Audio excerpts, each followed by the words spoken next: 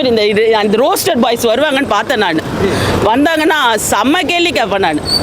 நான் என்ன சொல்றேன்னா, நீ வந்து பட விமர்சனத்துக்கு வந்தியா இல்லை விஜயை பத்தி பேசுறேன். நான் ஒன்றும் அசிங்கசியமா திட்டுவேன். ஆனால் என்னைக்காவது அவனுங்க 2 பேரும் என் கண்ணில் மாட்டினானுங்க, அசிங்கசியமா திட்டுவேன்.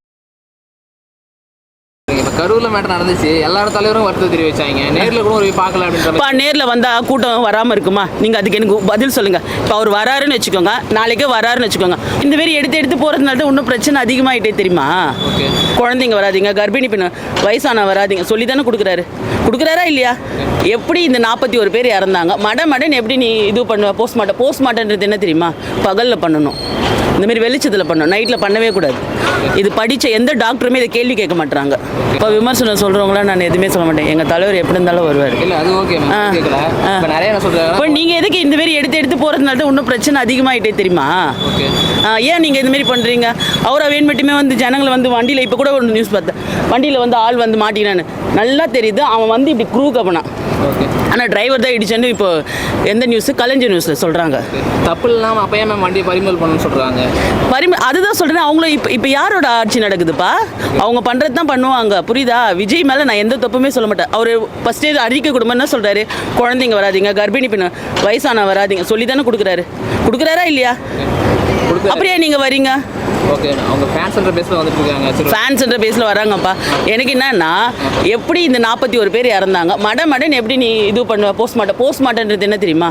பகலில் பண்ணணும், இந்த மாதிரி வெளிச்சத்தில் பண்ணணும், நைட்டில் பண்ணவே கூடாது. இது படித்த எந்த டாக்டருமே இதை கேள்வி கேட்க மாட்டாங்க. ஆமாவா இல்லையா? தெரியுமா தெரியாதா? எந்த டாக்டருமே கேள்வி கேட்க மாட்டாங்க. எப்படி நீங்கள் நைட் பண்ணுவீங்க? எப்படி 2 மணிக்கெல்லாம் பண்ணி நீங்கள் பாடி குடிப்பீங்க? இப்போ இதெல்லாத்தையும் தாண்டி விஜய் தான் காரணன்ற மாதிரி போகுது, இல்லை மக்கள் காரணன்ற மாதிரி சொல்றீங்களா? மக்கள் காரணமும் சொல்ல முடியாது. விஜய் மேலே காரணம் நான் சொல்லவே மாட்டேன். ஏன்னா விஜய் மேலே என்ன தப்பு இருக்குது? அவர் வந்து கேட்ட இடத்த நீங்கள் கொடுக்கல. அவருக்கு கூட்டம் வரதான்ப்பா செய்யும். அவர் மாசில் இருக்கார். எம்ஜிஆருக்கு அப்புறம் இவ்வளோ கூட்டம் வருது, அவருக்கு தான் வருதுன்னு சொல்கிறார். இப்போ சீமான் சொல்கிறாரு, அவங்க சொல்கிறாங்க இது வந்து தற்கூரி கூட்டம். அதெல்லாம் இல்லை, இது தலைவருக்கோசம் வந்து கூட்டம். நான் 7th படியிலேருந்து விஜய் ஃபேன். இன்றைக்கி எனக்கு வயசு 41. சரியா? கேள்வி போயிட்டு இருக்கேன் மேம், இதுக்கு என்ன பதில் சொல்றீங்க? இப்போ கரூர்ல மேட்டர் நடந்துச்சு, எல்லாரும் தலைவரும் வருத்தம் தெரிவிச்சாங்க. நேரில் கூட ஒரு பார்க்கல அப்படின்ற. நேரில் வந்தால் கூட்டம் வராமல் இருக்குமா? நீங்கள் அதுக்கு எனக்கு பதில் சொல்லுங்கள். இப்போ அவர் வராருன்னு வச்சுக்கோங்க, நாளைக்கே வராருன்னு வச்சுக்கோங்க. கூட்டம் வருமா வராதா?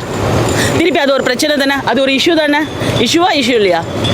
இஷ்யூ ஆகுமா இல்லையா? திருப்பி வந்தார், இதனால இன்னொரு 10 பேர் போயிட்டாங்க சொல்லுவாங்களா? சொல்ல மாட்டாங்க. சொல்லுவாங்க தானே. அதனால தான் அவர் வரல. கண்டிப்பாக அவர் வந்தாருன்னா கூட்டம் வரதா செய்யும். ஏன் இதே வந்து 61 பேர் கள்ளச்சாராயம் குடிச்சு அன்றைக்கெல்லாம் எங்கே போனாங்க இந்த அரசியல் கட்சி தலைவர்களாக? நல்லா நடிக்கிறாரு மகேஷ், செம்மையாக ஆனால் ஆக்சுவலாக ஒரு சீரியல் நடிச்சிட்டு இருந்தாருப்பா. அது இப்போ நல்லா வெளிப்படையாக காமிக்கிறாரு. சீரியலில் நடிச்சு. ஆமாம், அன்பில் மகேஷ் நல்லா நடிக்கிறாருப்பா. ஐயோ வானாடா சொன்னா 61 பேர் கள்ளச்சாராயம் குடிச்சாங்களா? அது ஏன்?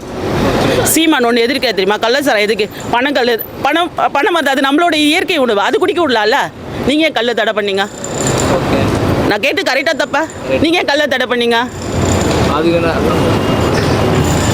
சரியா? இப்போ லாஸ்ட்டாக உங்களுக்கு சொல்லுங்க. இப்போ மெயினான கருத்து என்ன? இவ்வளோ மேட்டர் இப்போ ஜட்ஜே வந்து இவ்வளோ அரசு மோசமாக பண்ணிருக்கீங்க. அப்பா ஜட்ஜ் இப்போ நாங்களாம் சிபிஐ கேட்குறோம்ல, நீங்கள் சிபிஐ விசாரணை கொடுங்க. நீங்கள் கொடுங்க, சிபிஐ விசாரணை கொடுங்க. இப்போ ஜட்ஜி ஆகட்டும், டாக்டர் ஆகட்டும், எல்லாருமே ஆளுங்கட்சி பக்கம்தான் பேசுவாங்க. ஏன்னா அவங்க அந்த போஸ்டிங்கில் இருக்கணும்ல, அது வரைக்கும் இருக்கணும்ல. அவங்க அடுத்த வருஷம் 2026 மாறுற வரைக்கும் ஆளுங்கட்சி பக்கம் தான் ஜட்ஜி, போலீஸ் எல்லாருமே அவங்க தான் பக்கம் தான் பேசுவாங்க. புரியுதுங்களா? நீங்கள் சிபிஐக்கு கொடுங்க. இப்போ அடுத்து பிரச்சாரம் நடந்ததுன்னா என்ன பண்ணுவீங்க? அடுத்து என்ன பண்ணலாம்? அடுத்த பிரச்சாரத்தில் நாங்கள் தலைவர் எங்களுக்கு நல்லா கரெக்டாக இப்போ அவர் பட்டியலிட்டு தானேப்பா சொல்கிறாரு. நாங்கள் கேட்குற இடத்த கொடுங்கப்பா. நாங்கள் கேட்குற இடத்த கொடுங்க. அடுத்த பிரச்சனை வருதான் நாங்கள் பார்க்க. மாநாட்டு கொடுத்தீங்க, எதனா பிரச்சனை வந்துச்சா? இது இருக்கிறதுல எவ்வளோ சின்ன இடம். நான் இன்னொன்று கேட்குறேன், அவர் பேசுகிற பக்கமே ஒரு ஹாஸ்பிட்டல் இருந்தது பார்த்தீங்களா? நீங்கள் அவர் பேசுறது வேலை ஏன் அந்த ஹாஸ்பிட்டல் இட்டும் போல? நீங்கள் எது கவர்மெண்ட் ஹாஸ்பிட்டல் இட்டும் போனீங்க? பக்கத்தில் தானே ப்ரைவேட் ஹாஸ்பிட்டல் இருந்தது, அங்கே ஏன் இட்டுன்னு போல? ஏன் கவர்மெண்ட் ஹாஸ்பிட்டல் இட்டும் போனீங்க? நான் கேட்குறது தப்பா ரைட்டியா? பக்கத்துலேயே நான் ஹாஸ்பிட்டல், அவர் பேசும்போதே நல்லா தெரியுது பின்னாடி ஒரு ஹாஸ்பிட்டல் இருக்குதுன்னு. அது என்னமோ அக்ஷயா என்னமோ ஒரு ஹாஸ்பிட்டல் இருக்குது, திட்டமிட்டு கொண்டு போயிருக்காங்க. கண்டிப்பாக இது வந்து அதாவது வந்து பொதுமக்களை வச்சு அரசியல் பண்ணுறாங்க. அவ்வளோதான் நான் சொல்ல முடியும். சரிங்களா? அதேமாதிரி அந்த ரோஸ்டட் பாய்ஸ் வருவாங்கன்னு பார்த்தேன். நான் வந்தாங்கன்னா செம்ம கேள்வி கேட்பேன். நான் என்ன சொல்கிறேன்னா, நீ வந்து பட விமர்சனத்துக்கு வந்தியா இல்லை விஜயை பற்றி பேசுறேன்? நான் ஒன்றும் அசிங்கசியமாக திட்டுவேன். ஆனால் என்னைக்காவது அவனுங்க 2 பேரும் என் கண்ணில் மாட்டினானுங்க, அசிங்கசியமாக திட்டுவேன்.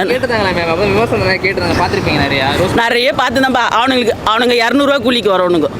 200 ரூபாய், புரியுதா? 200 ரூபாய்க்கு வரணுங்க. அவனுங்க பேசினா தான் அந்த 200 அவனுங்களுக்கு வரும். அதை போன வாட்டி நான் பார்த்தேன். ஒரு தம்பி வந்து பேசி பண்ண அரும்பாக்கத்தில் தான் நான் இருக்கிறேன்னு சொன்னார் பார்த்தீங்களா? அந்த தம்பி எனக்கு என்னைக்கு வருவாங்கன்னு தெரியாது. தெரிஞ்சது நானே வந்து அவனை நல்லா கேட்குறோம். நாங்கள் வீடியோ எடுக்க போனப்போ எங்களை கேட்டாங்கங்க, இதே பாண்டி பஜாரில் வச்சு பொது இடத்துல அரசியல் பேசுறதா இருந்தால் ஒரு 5 நிமிஷம் பேசினா கரெக்டாக சுற்றி ஒரு 6 லேடிஸ் போலீஸ் வந்தாங்க. பர்மிஷன் வாங்கினியா?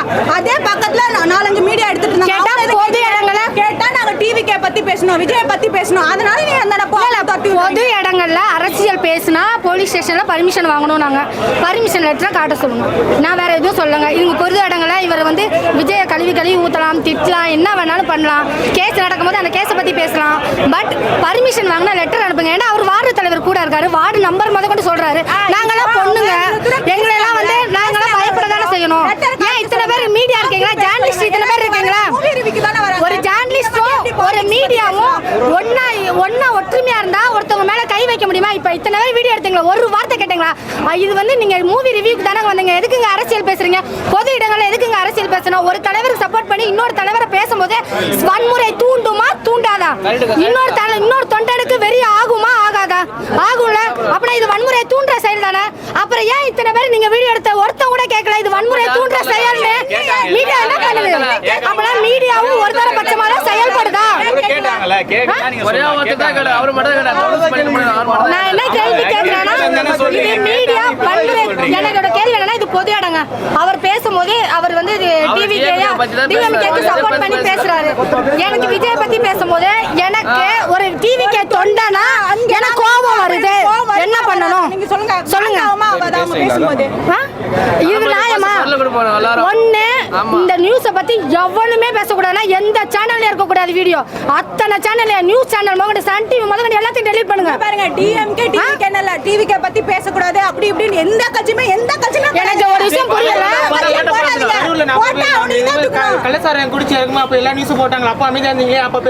இன்னொரு விஷயம் சொல்லி கேக்குறேன்.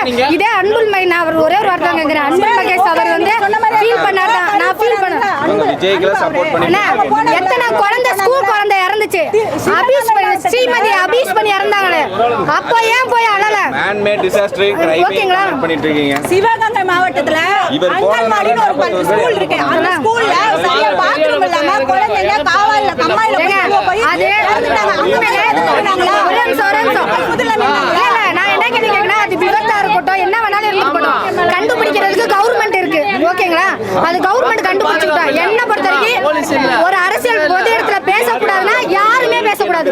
அது டிஎம்கேவா இருக்கலாம், ஏடிஎம்கேவா இருக்கலாம், தேமுதிகவா இருக்கலாம், இல்ல நாம் தமிழர் கட்சியா இருக்கலாம், இல்ல டிவிகே கட்சியா இருக்கலாம். சட்டம் அனைவருக்கும் பொது.